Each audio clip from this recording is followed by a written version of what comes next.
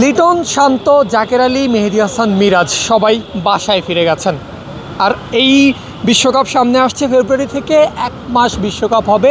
এই 1 মাস ক্রিকেটাররা বাসায় থাকবেন, কারণ বাংলাদেশের বিশ্বকাপের যেই প্রত্যাশাটা ছিল, বাংলাদেশের বিশ্বকাপের যেই অল্প একটু অবস্থান বাকি ছিল যে খেলতে পারে, খেলা সম্ভব, সেটাও শেষ হয়েছে আজকে বৃহস্পতিবার।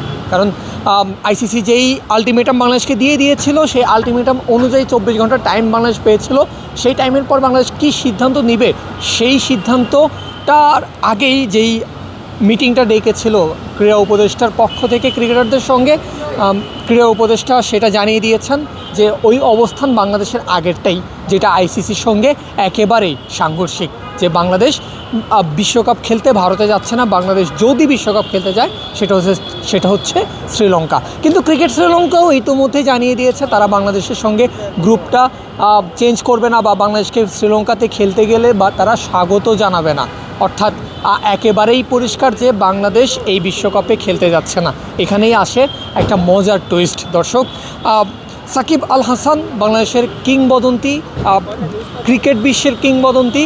2007 সালে যখন টি-20 বিশ্বকাপ শুরু হয়, তখন সাকিব বাংলাদেশের হয়ে খেলেছিলেন। এখন যে কোনো ব্র্যান্ডের পুরাতন এসি বদলে নতুন ওয়ালটন এসিতে উপভোগ করুন 25% ছাড়।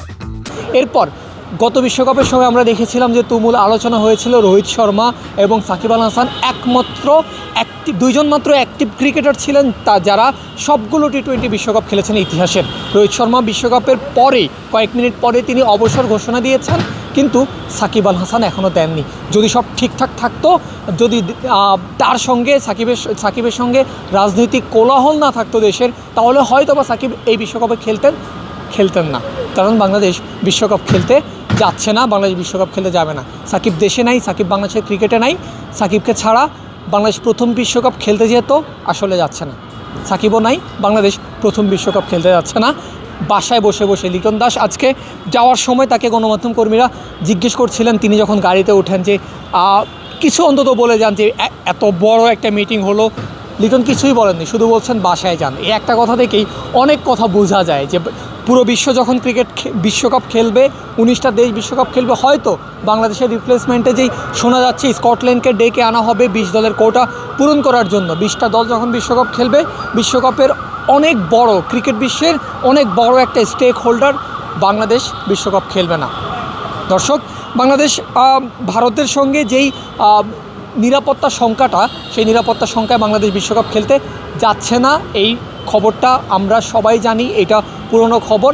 তবে একটু জানিয়ে রাখা ভালো দর্শক, বাংলাদেশ বিশ্বকাপ খেলতে যাবে না বলে আইসিসিকে যেই কারণগুলো দর্শিয়েছিল, আইসিসি সেগুলো আমলে নেয়নি। তার উপর বাংলাদেশ একটা কাজ কিন্তু করেনি, সেটা হচ্ছে ভারতকে বাংলাদেশ শঙ্কা দেখাচ্ছে নিরাপত্তা, সেই ভারতে কিন্তু বাংলাদেশ বিসিবির পক্ষ থেকে, বাংলাদেশের পক্ষ থেকে কোনো নিরাপত্তা কমিটি বা কোনো নিরাপত্তা দল পাঠানো হয়নি যে নিরাপত্তা ব্যাপারটা দেখে আসবে।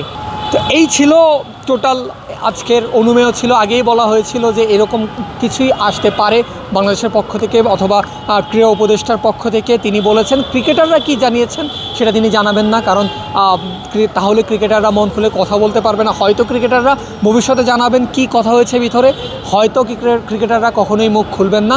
তবে এটাই চিরন্তন সত্য হয়ে দাঁড়ালো, যদিও বাংলাদেশ এখনও শ্রীলঙ্কায় গিয়ে খেলতে চায়, তবে সেটা আদতে অসম্ভবই।